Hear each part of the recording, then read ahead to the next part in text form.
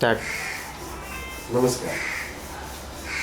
मी आज तरुण आणि तरुणीविषयी त्यांना जे प्रेमाचं आकर्षण असतं ना त्याबद्दल थोडं काही सांगणार आहे.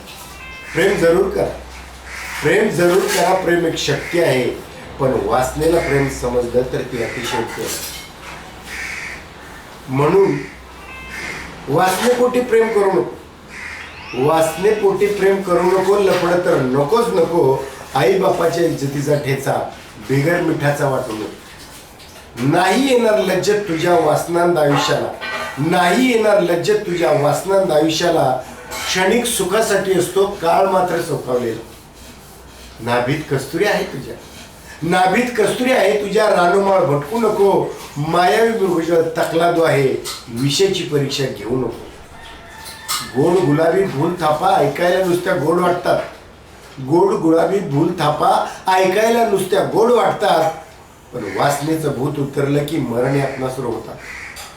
पोटात कुकर्माची वाढ व्हायला लागलेली असते. कुणाला कसं सांगावं सहन होत नाही आणि सांगता येत नाही अशी मनाची विचित्र अवस्था होते.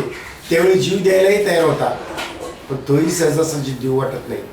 म्हणून मारून मुटकून त्याच व्यक्ती संसार करता आणि मारून मुटकून केलेला संसार कधीच कडेवर जात नाही, मध्येच कुठेतरी तुटलेला असतो.